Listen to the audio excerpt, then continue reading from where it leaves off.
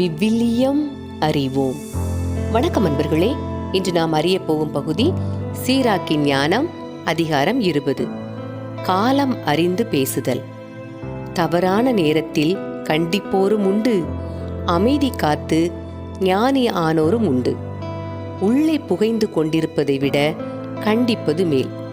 தங்கள் குற்றங்களை ஏற்றுக்கொள்வோர் தோல்வியிலிருந்து விடுவிக்கப் பெறுவர். கட்டாயத்தின் பேரில் ஒருவர் நீதியானதை செய்வது ஓர் அன்னகன் ஒரு சிறுமியை கற்பழிக்க விரும்புவதற்கு இணையாகும். அமைதி காப்போர் ஞானியராக எண்ணப்படுகின்றனர். வாயாடிகள் வெறுப்புக்கு ஆளாகின்றனர். எதை பேசுவது என தெரியாமல் அமைதியாயிருப்போரும் உண்டு. எப்போது பேசுவது என தெரிந்தவராய் அமைதி காப்போரும் உண்டு. ஞானியர் தக்க நேரம் வரும் வரை அமைதி காப்பர். வீண் பெருமை பேசும் மூடர் சரியான நேரத்தை தவறவிடுவர். மட்டு மீறி பேசுவோர் அருவருப்புக்கு ஆளாவர். அதிகாரத்தை தவறாக பயன்படுத்துவோர் வெறுக்கப்படுவர். முரண்பாடு. தீமை நன்மையாக மாறுவதும் உண்டு. நல்வாய்ப்பு இழப்புக்கு இட்டுச் செல்வதும் உண்டு. உனக்கு பயனளிக்காத கொடையும் உண்டு, இரட்டிப்பாக திருப்பிக் கொடுக்க வேண்டிய கொடைகளும் உண்டு. பெருமை நாடி வீழ்ச்சி அடைந்தோர் உண்டு. தாழ்நிலையிலிருந்து உயர்நிலை அடைந்தோரும் உண்டு. நிறைந்த பொருளை குறைந்த விலைக்கு வாங்க கருதி 7 மடங்கு மிகுதியாக கொடுத்து வாங்குவோரும் உண்டு. ஞானிகள் தங்கள் சொற்களால் தங்களை அன்புக்குரியோர் ஆக்கிக் கொள்கின்றார்கள். மூடரின் இச்சகம் வீணாகின்றது.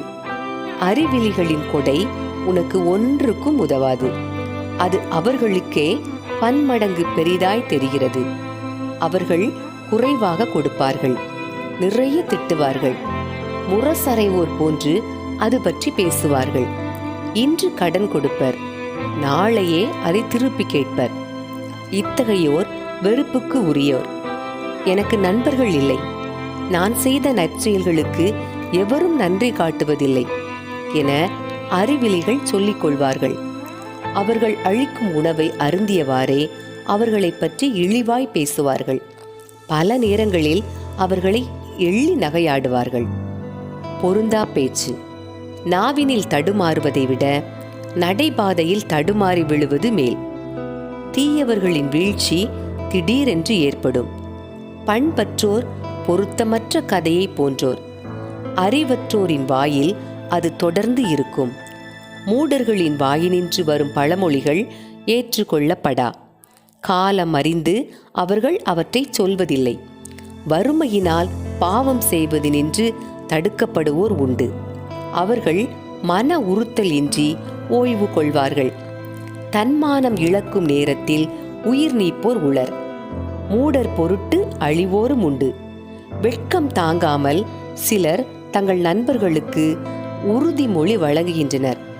காரணமின்றி அவர்களை பகைவராக்கிக் கொள்கின்றனர். பொய். பொய் பேசுதல் மனிதருக்கு அருவருக்கத்தக்க கரையாகும். அறிவற்றோரின் வாயிலிருந்து அது ஓயாது வெளிப்படும். பொய் சொல்லும் பழக்கம் கொண்டவரை விட திருடன் மேலானவன். இருவருமே அழிவை உரிமையாக்கிக் கொள்வர். பொய்யரின் நடத்தை இகழ்ச்சிக்கு இட்டுச் செல்லும்.